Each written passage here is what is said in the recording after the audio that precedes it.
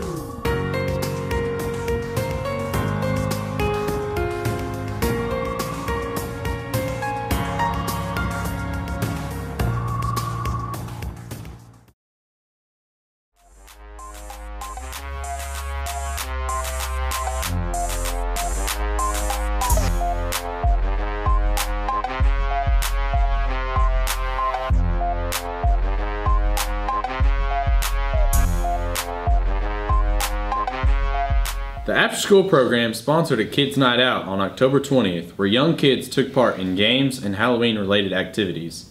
Many National Honor Society members helped out. Ariana Janowicki shows us what happened.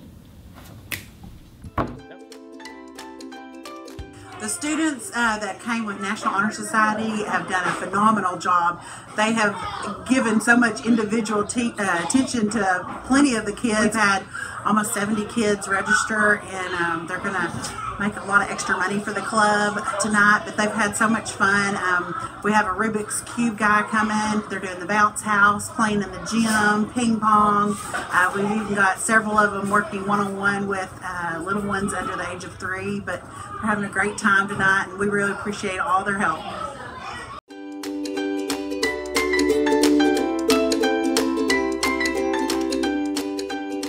The NHS raised $750 from that night, which will help fund the Renaissance Rewards program and pay the Honor Society's national dues.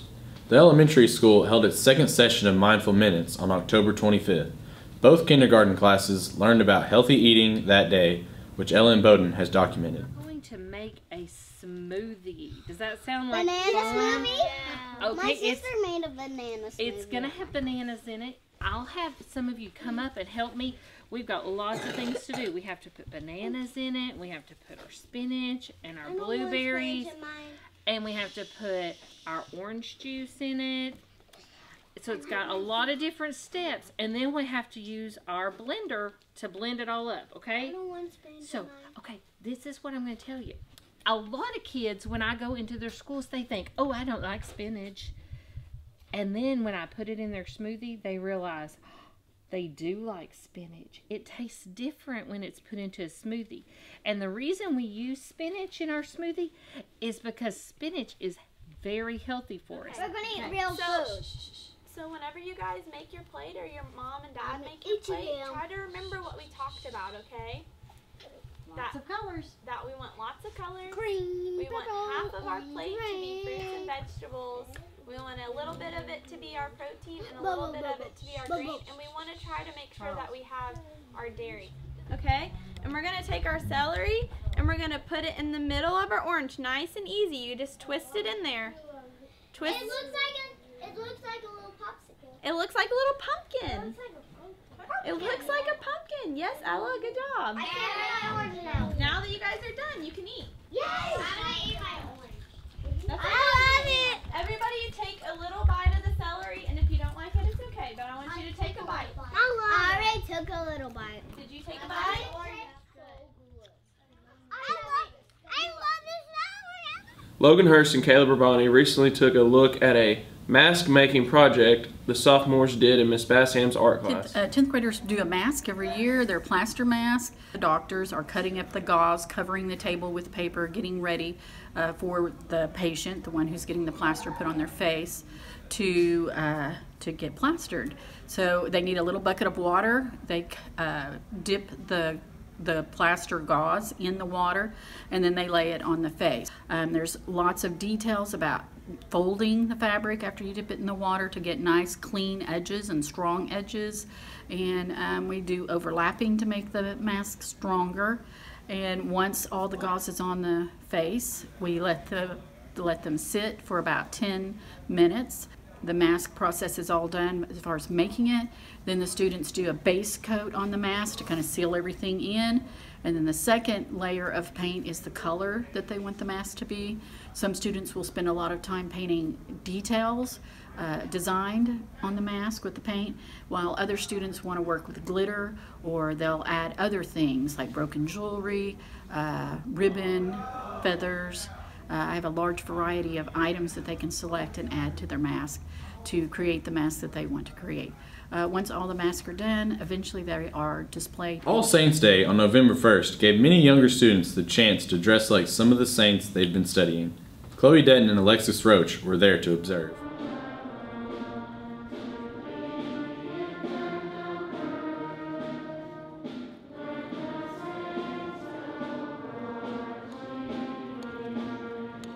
Our little kiddos are like sponges. They love to learn, they love stories, and they are so receptive to learn about the saints.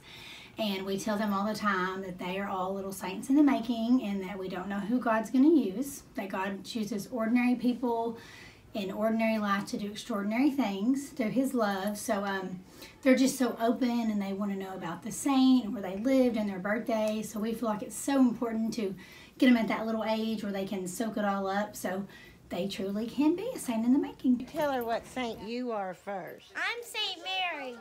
Kayla Kate, tell them what saint you are. I'm Saint Mary. What saint are you? Mary. Saint. Saint Jude. What saint are you? Saint Joseph. What saint are you today? I'm Saint Agnes. What saint are you? Father Capon. All Saints Day was soon followed up by All Souls Day, which is known as the Day of the Dead in Hispanic culture. Truman Martin examined the unique observance.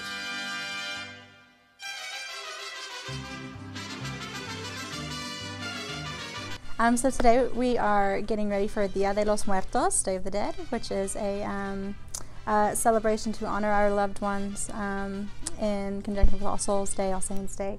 And it is showing a lot of the cultural traditions from Latin America, especially from Mexico, and how we celebrate this day. And we've created an altar, with ofrendas and offerings and beautiful flowers and pictures of the people that we love in order to honor them as we prepare for their spirits to be welcomed for All Souls Day. My Spanish 3 class made sugar skulls, or representations of sugar skulls with clay, and then my Spanish 2 classes drew pictures of skulls with decorations on them.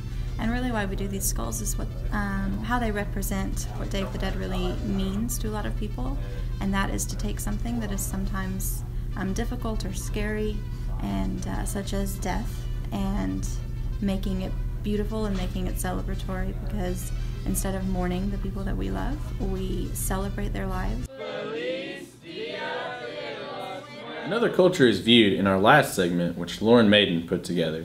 The 8th grade Arkansas history class traveled to McGee and Rower, Arkansas on October 29th to visit a museum and cemetery dedicated to Japanese Americans who were moved to internment camps here during World War II because of prejudice towards them.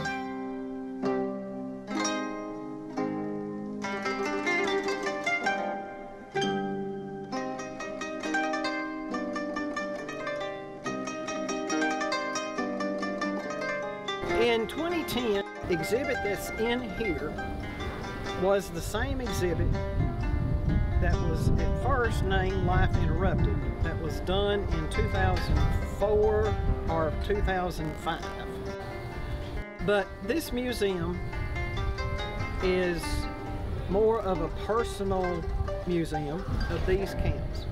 And it's got some information about some of the other camps, but not to the extent that we have. And we've had, in the last 2 years, we've had many items to be donated to us from families. And it's amazing for me because I knew nothing about internment. And it really wasn't until I started with the museum when she opened that I found out about internment. And my question right off the bat was, why Arkansas?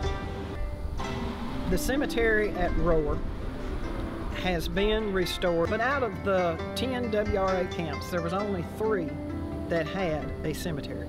Manzanar in California, Heart Mountain in Wyoming, and in Rower here in Arkansas. And out of the close to 8,500 people that were in the camp, there were only 24 headstones, 3 of which are infants, and in 4 large monuments. The large monument, that's the bottom of it is shaped like a tank, was designed and built by one of the internees during the camp at Rower. There is a replica of a guard tower as you cross over the railroad track, and 2 of the panels are audio that's provided by George Takei, who was at Rower when he was 5. He and his family were at Rower, Mr. Sulu from Star Trek. Many internees didn't know what to do with their time now that they were taken away from their homes and jobs. There were few jobs in the camp, and working outside the camp required special permission. If you've been to the museum and you go to the cemetery, that's just like putting the icing on the cake.